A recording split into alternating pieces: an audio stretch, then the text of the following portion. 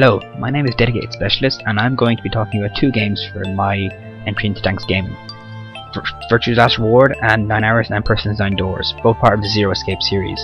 I don't think it'd be an understatement to say that games are the ultimate form of entertainment. Books, films, music and art are all great things, but only games have the ability to pull them all together in one work while also bringing something unique to the table. And that's the ability to partake in the experience rather than just observe it. I think few games do this better than Zero Escape's 9 Hours, 9 Persons, 9 Doors and Virtue's Last Reward, especially the ending of 9 Hours, 9 Persons, 9 Doors. I've yet to see anything that so beautifully pulls together visual, audio, narrative and just immersive themes together so well.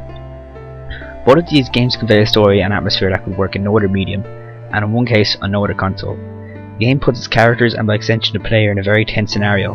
The music, artwork and especially the writing are all used fantastically to do so. The player is forced to make choices that decide the fate of not just the main protagonist but the other characters involved too.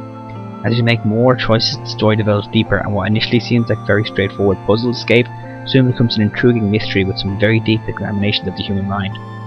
These deeper themes immediately make you want to play the game again as soon as you get to the end, because one set of choices will only reveal so much.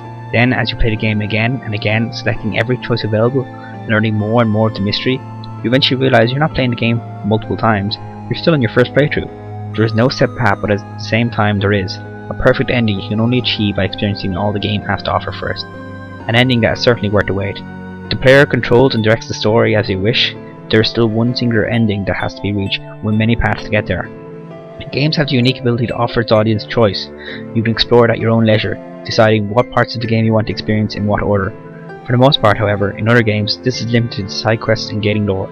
Zero Escape gives you the entire story and lets you experience it in whatever order you choose.